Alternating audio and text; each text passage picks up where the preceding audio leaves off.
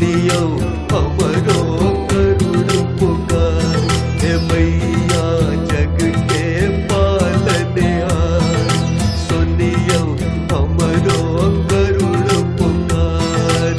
जगदम्बे जगदम्बे आहार द्वार पर हम एलो आस लगाए, एलो आस लगाए।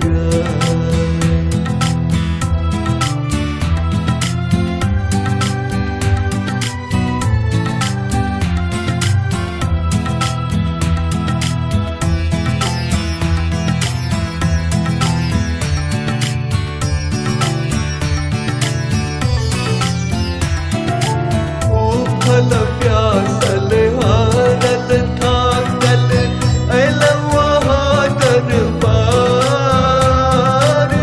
अइलौं अहाँ दरबार।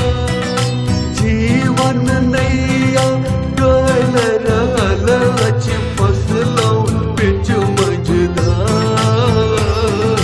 फसलौं बीच मझधार। हमर सा हमरो लगाओ पार, हे मैया जग के तारनहार। जगदम्बे जगदम्बे आहार द्वार पर हम एलो आस लगाए, एलो आस लगाए।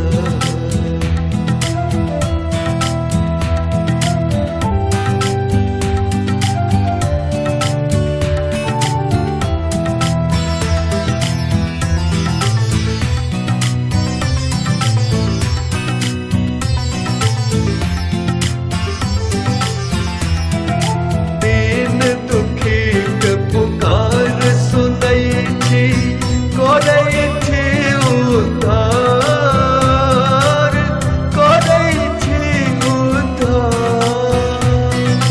चरण शरण में अयलौं मैया, बेबस हम लाचार, बेबस हम लाचार।